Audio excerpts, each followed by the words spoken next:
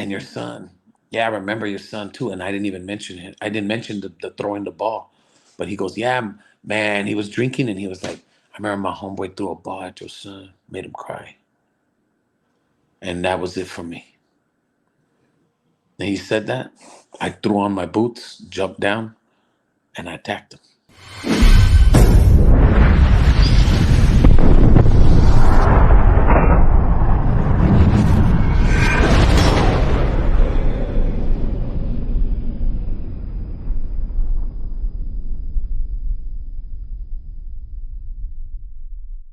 Welcome to this episode of Chatting with Staxx. I'm your host, Bill Staxx, and today I got Al Garcia and Fabian Al. And he says, oh, no, it was, my homeboys were here and I'm sorry, it's an accident. I go, look, man, I've tried my best, I don't want no. So I left it at that. And I didn't talk to them. No more barbecues. No more barbecue for you, So I'm done feeding them.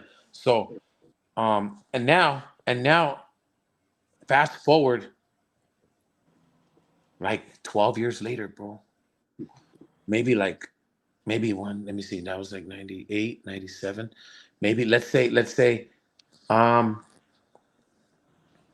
yeah, 6 years later, 7 years later, 7 years later, I'm in prison. And the guy, one of the guys that was standing there that threw the ball at my son's head was in prison with me. And I didn't want to sell up with him in the first place because I go, oh man, he's from there. It's already gonna be all bad. Because we don't get along. So Especially in prison, it's a lot different but than we're in the supposed to street. get along in prison. You understand the rules are like you have to get along because under the Sureño rule, we have to. But in the streets we don't got to. But in there you do. So I go along with the program and I'm just like, you know what? This guy's a devil worshiper. He fucking doesn't like me reading the Bible. He makes fun of me and like, but I could take all that. That's cool. He had life without. He's a LWAP, life without the possibility of parole. LWAP. And me, I was going home and like I'm going home like shit. Right for him, it was like right around the corner. He was telling me, and I'm like, damn, don't seem like no corner to me. But yeah, okay, because he got all day. So it was always like he didn't like me from the gate, just when he finds out where I'm from. But coming to talk to him and finding out that he lived in Panorama City, or he lived right around Panorama City, and and so I go, do you know that guy? He was my neighbor. He's your homeboy, my neighbor. He goes, yeah, I used to be there. Oh, well, guess what? I lived the next door. Oh, he goes, oh, wow. You were next door? I might have seen you there. You had a kid and a girl? And like, so I'm saying it in a good way. He was being disrespectful and he was drinking and he was trying to get under my skin. And he was like saying, you were with that girl with the big tits and the green eyes. Hey, she was fine. And your son, yeah, I remember your son too. And I didn't even mention him. I didn't mention the throwing the ball. But he goes, yeah, man, he was drinking and he was like, I remember my homeboy threw a ball at your son, made him cry. And that was it for me. And he said that. I threw on my boots, jumped down, and I attacked him. He's on the bottom bunk. Yeah. But I let him get up. I let him get up and we threw blows. I didn't attack him with my knife. I threw blows with him. So I'm boxing with him. And I used to be a pretty good boxer. So I took up wrestling in school after I learned how to box. So I fucked him up. And I dropped him twice. And then he reached for his knife and he stabbed me. And then I wrestled him. And as he's stabbing me, I took the knife from his hand and I had him in a headlock because I used my body to get on top of him and put like a whole spread my legs. I used my legs and my weight to get on top of him and I had him, but he was still stabbing me. And I took the knife, I took it and I had him in a headlock and I pierced him about maybe 10 times I don't know, around the face and the head and the neck. So when Where'd the he cop stab you? Where'd he he got me. stab He you? got me on my side, my arms, I was blocking. He never had my face. He never had a clear shot of me. He only had one clear, and it was right in my side. And I got 8 staples, and the other ones were like nothing. I had scratch abrasions. When our seven, there's a medical report in prison called the 7219.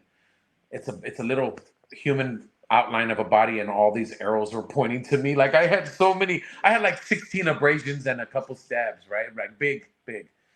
He had all of them, and from his neck on up, which they gave me the attempted murder. But they don't because it was in his head. because it's anywhere from your neck on up is considered attempted murder. From your chest down, it's an assault. You understand? Prison works like that. I didn't know that. Yeah. So they threw me. Even though he started it, and I'm not going to be like a little elementary guy, but you know, he started it. Yeah. But really, in all actuality, you just said the magic words to set any man off. You know what I mean? Yeah. So with that, I stand firmly by my thoughts and my actions, because any man is going to react to something that you say that is really he loves and passionate about, and like that's me just talking about my kid and my girl, you know. Yeah. So it's just some things you don't do. Hey, and you don't do that when we're in prison, when we got knives all around us. So yeah, they gave me. So I ended up doing 9 years instead of the 7 I was supposed to do. I was supposed to do 6.5, and then I ended up doing 9, man. So you got 2.5 more years tacked onto your sentence. Yeah, but it was all worth it. You know, he's got to look in the mirror and see that every day. Like, yeah, when I shower, I look at it, but he got to look in the mirror. Yeah. So he'll always remember me, but you know, I'll always remember him too. And like, it was a bad time, and I feel it was worth it because you stand your ground. You believe in something, and a lot of people right now just don't believe in shit and don't stand for nothing. And I got some family and friends that don't stand for shit, and they gotta believe. I love when people just, hey, well, how'd you get that mark in your face? Well, shit, man, the dude was, I was fighting for what I stand for and believe. Shit, good for you, homie. Good for you. Yeah, family protect family. It's family is everything, but you know, family be the ones to. You got to be knife the deepest. Be careful, because that's a fine line right there. Sometimes family will be the ones to throw you a curveball, and you got to know how to hit that ball. You know what I mean? Or let it go. Not all family is family, brother. Let me tell you. Yeah.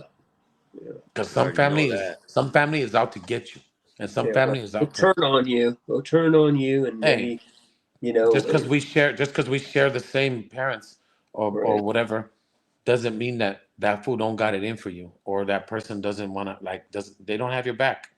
And I think there's a lot of jealousy between families too. I got a lot of people that are, I got a lot of people like that are not my blood, that I consider people that are not my blood, my family, sometimes even more. Just depends, you know, because I love my family, don't get me wrong, but you know, sometimes drugs and your situation, your living environment or whatever could, you know, they could, it sometimes alters things in here to make them turn on you, or maybe they just don't agree with your beliefs, and like, I'm gonna stand strong, and I'm gonna stand proud and strong on my beliefs. Skateboarding, they don't understand. You know, I've had a disconnect in my family. They just don't see why you're so just obsessed and infatuated with skateboarding for all these decades. And they're like, get a real job, get a real corporate job, right? Dude, yeah, they don't understand. I'm going to now make my way into the film industry, and they didn't understand that. So it's, well, but you're a skateboarder. But I always loved to write. I have always been a writer since I was 12. As I started skateboarding. How have you guys stayed connected over the years? Well, dude, we just reconnected. We recently just reconnected, actually, Bill. I mean, it's funny because I think the last time we were talking about this, Fabe, you and I skated Los Feliz. You know, when we go skate the hips there, like we're talking 92, 93. Yeah. And Fabian and I turned pro at the Back to the City contest, which I touched on a little bit. Remember, Bill, in the last interview. What year was that? And Fabian was there too, so we hung out then. And Fabian had already turned pro. I was turning pro at that contest, which was the biggest contest you would want to turn pro at. I mean, I would compare it to like the Street League of today. Yeah, it was huge. It was San a Francisco. huge venue. I mean, there were over probably maybe 10,000 spectators. Dude, it was big. It was big. All the industry, figureheads were there, just in a line. I mean, you had, Mike Ternansky, rest in peace, Steve Rocca. Everybody was there. I remember when I did my. I remember Kareem Campbell bungee jumped for the first time there. And I was back to the city. I remember that shit. I remember hearing about that. I didn't see it, but I remember just seeing it was crazy because that was Jason's last contest. That was became a big actor after that. One song before he dived into Mallrats. So, and I remember him talking. I'll never forget. He was talking to Lance Mountain up on the bank, which was a roll-in, and he was saying, "This is it. This is my last contest. So I don't care how I do. I'm just gonna go out there and have fun." And he just killed it. He killed it too, motherfucker. I mean, and there were so many entrants. I don't remember who they paired you with, Fabian. I know they put me with Ronnie Bertino, as I was telling you, and Guy. The other day, and it was just crazy because Ronnie had just been announced on Plan B. He had left behind, and I'm thinking, oh my God, they're putting with Ronnie Bertino. Dude, it's like, but I held my own. He's fucking crazy.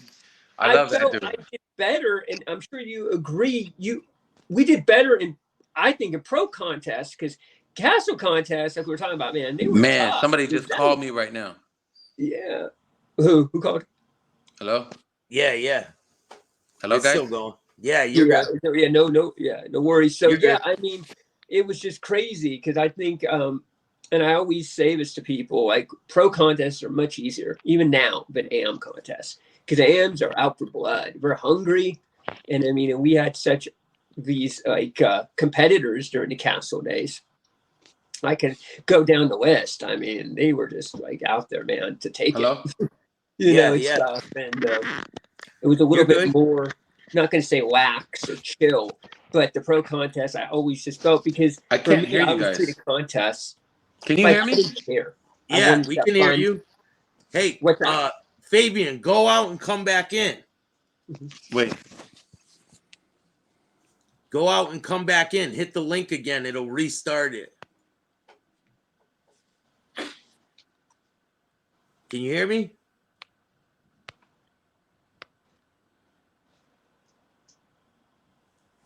Go out, go in your email and hit the link again, and it'll let you come back in. It'll restart it. I can't hear you. I can't hear nobody. Oh, Text them and tell them to leave the link and come back in. Okay, hold on a second here. Luckily, we're not live. Yeah, I'll pause. All right, we're back.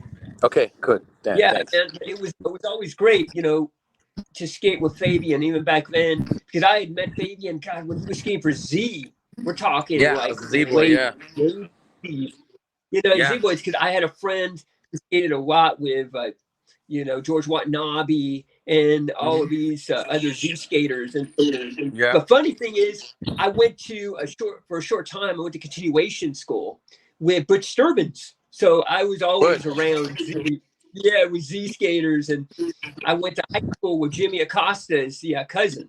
So I knew his cousin. She was awesome. She was always bringing us stickers, Jimmy Acosta stickers and stuff. So it was just I've always been very blessed to be around like skateboarding. That's such a connection. You guys got your own skateboards, right? Yeah, definitely. Yeah. So you guys are you guys going to do a collaboration coming?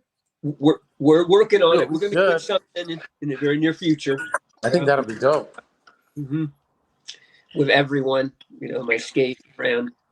Which so coincidentally. What do you guys got coming in the future? What's your plans for the future? Oh, man. So much to talk about and so little time. I mean, we're working on some big projects, Bill. Skateboarding, and there's also related, of course. We're Fabian. I can talk a little bit about Fabian's affiliation with and what he's doing for a cousin, which is what we're in pre-production for right now, which is it's turned into something that I never could have imagined it could have turned into. This film is turning into a studio film. I mean, we're working with such high caliber producers now in this film, Fabian being one of them.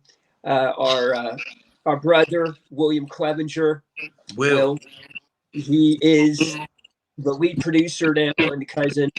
And we have now brought on his production entity, Big Picture Collective, which I'm under now management with Fabian. So he's our manager too. And we've just been connecting all the dots. And I'm going to tell you, and Fabian, I'm sure you can back me up here, My Cousin is going to be much more than just your average formulaic horror film. It has so many layers to it, and it just, I feel it has, there's a big takeaway because again, we're dealing with a protagonist / antagonist who's trying to find her the world, and she's getting all the doors slammed in her face from her family and from the outside world, the cliques. So I think there's a lot of inner relatability built up inside this story. And for me as a writer, that's my end goal. Is I want to really inject all of these sort of humanistic traits and idiosyncrasies that these people / the general audience can really resonate with. So I think we've accomplished that. And I'm sure you agree with me, Fabian, with how these characters are fleshed out. And Fabian has a major role. Shit, we lost Al. Probably gonna lose me too right now. It's getting that time. Yeah, I know. We got a bad connection, Al. Too much about I probably have like a cast, but it's gonna blow minds. Yeah. Not only in the outside world, but in our world too, the skateboarding world. I mean, who we're gonna be working with. I mean, I pinch myself every day. I can't believe I will be directing these. I mean, top tier. I'm talking A-list. I'm gonna try to come out there, man. Maybe I'll be involved with you guys. That'd be dope, man. Yeah, I just did a role out in New Haven, Connecticut. It was all over the news. I acted with Robert Miano from Donnie Brasco. Nice. It was pretty cool. I played a hitman. That's cool. Well, I can see that. Yeah, that's good. I played a white boy hitman in the cartel named Kane. That's so awesome. So happy for you, Bill. Yeah, I know. Last week, the interview November, you were saying, you want to act, do some more acting, and it's a great. I mean, I look at the whole film space as a different artistry, and I feel I'm not doing anything different than I wasn't doing, say, even 20 years ago. I'm just now channeling it into a different, medium, as far as when it comes to writing, directing, producing. It's all an artistry, man. There's really no sort of way to individuate the two. It's pretty dope, man. But we'll do a follow-up interview and get you guys again so we can get more information out there. Do you want to tell the people where they can find you, Fabian? Yeah. Hit me up on Instagram at Fabian Alomar Official. And on TikTok at Fabian_Alomar. That's probably the only things that I'm pretty much doing other than film. I do a lot of other stuff with kids. I'm always in Echo Park. I'm approachable. Hit me up, DM me if you got any ideas or you want, I love to come and speak to kids, and I just love working with youth and troubled adults, anyone really. So, and even if your hair's like this, he's not going to steal your board. And even if your hair's like Tony Hawk back in the 80s. The McSqueeze. I used to have the wave. The wave. All right, bro. I got to get going, bro. Thank you, man. I appreciate it. Yeah, this has been a real interview. Thank you. Big thanks to real quick Joanna for getting us all set up. Yeah, definitely. She rocks. Joanna. All right. Much love. Shout out to Joanna. Later, guys. Thank you, man. Later. Peace. And Al, do you want to tell the people where they can find you? They can find me. I'm on Instagram. I'm at Al_Garcia_laser. So that's my Instagram handle.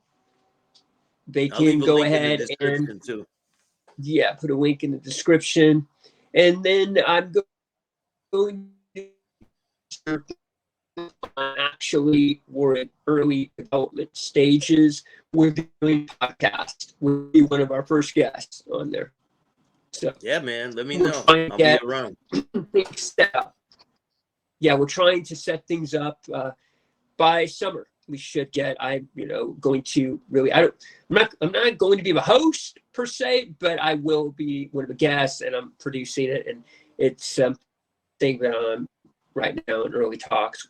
Baby and I are kind of just right now trying to brainstorm some ideas, and we're working with Will Clevenger on that. Yeah, that'll be great, man. Who is our manager? Yeah. So, but yes, I mean, I look forward to things hearing it, bro. to come. Yeah, we have such an amazing, stellar cast for The Cousin that we'll be able to talk about on the next interview. It will be released, so we will let you know, or I will let you know when it hits the trades. Because people are going to really be excited to hear who's involved in this film.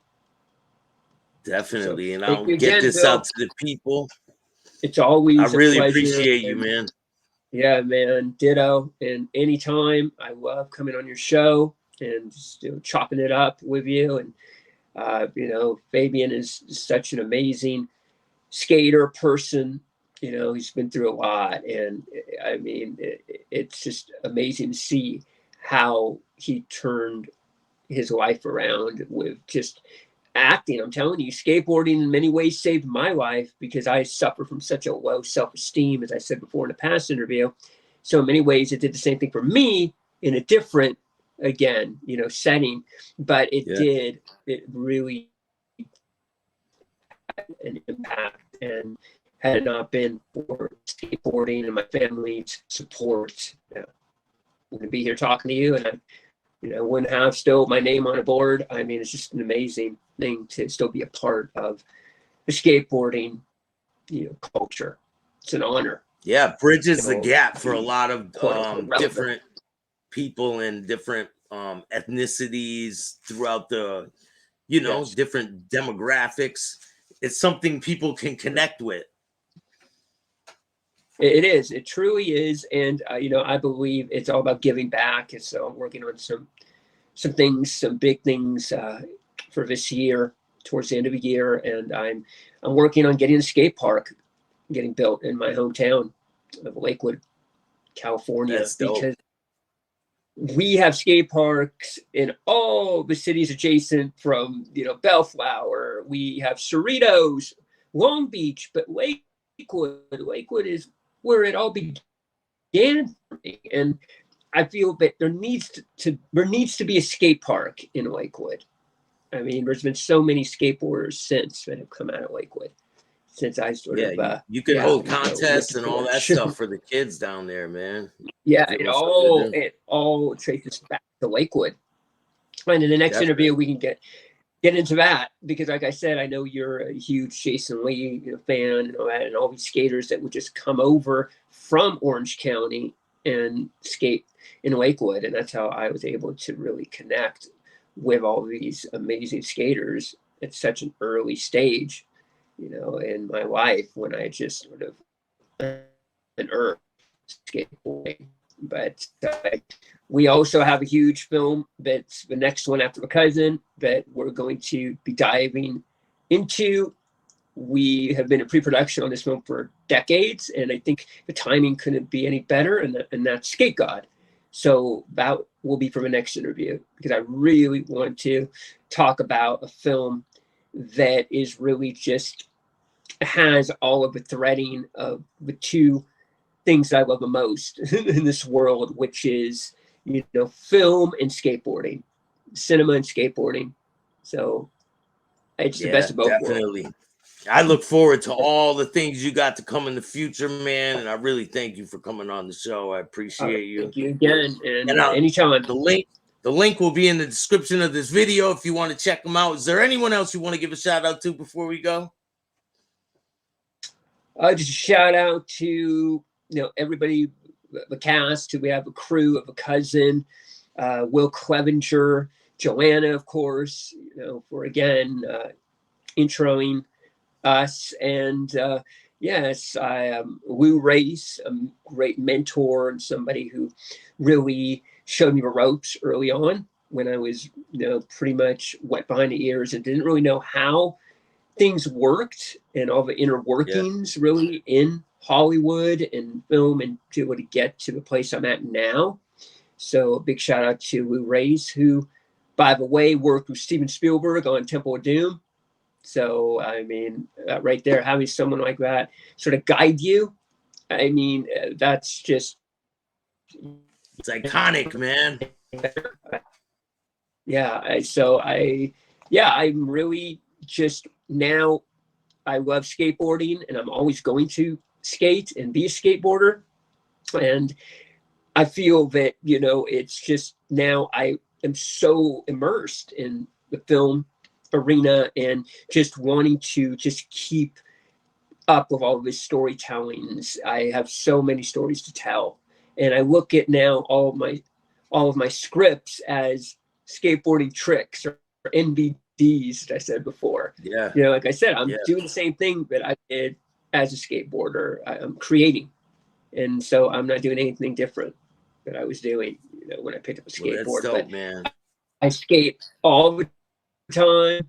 I go crazy if I don't get on my board in a day. I mean, I have to get on my board at least once a day, and I have weekends that I carve out time. And as you see, it's right here next to me. I take it everywhere, to set everywhere. It's right next to me when I'm directing everything because, it keeps me centered, keeps me grounded, and it's a reminder of where I came from, because I think that's really important. And I think that a lot of people that get into a different artistry, they forget where they came from. Once they reach, the apex, they just completely get jaded. And I promised myself a long time ago that was not going to be me. And that's why I think about skateboarding probably even more now. and so, that's pretty scary because, as you know, I used to film every time I'd go out and skate. I had a filmer or I have someone filming me because I just really felt once the camera's on, you better be on your game. You got to be, you got to bring your A game. So I think that it's kind of, when I think of it, the irony to that is, and now I'm working as a director in the film area with lights, camera, action. So it's all about being on camera for me. So great. But thanks again, Bill. Much love. I look forward to seeing it, man. I look forward to seeing everything you got going on. I'm always excited to come on your show, and I'm looking forward to many more interviews. And definitely, I'll be bringing on some more of my homies to do interviews. Let me know, man. You take care. If you guys like this show, hit the like button, subscribe, hit the notification bell so you can get my videos every time they drop. If you don't like this podcast, too bad. Start your own.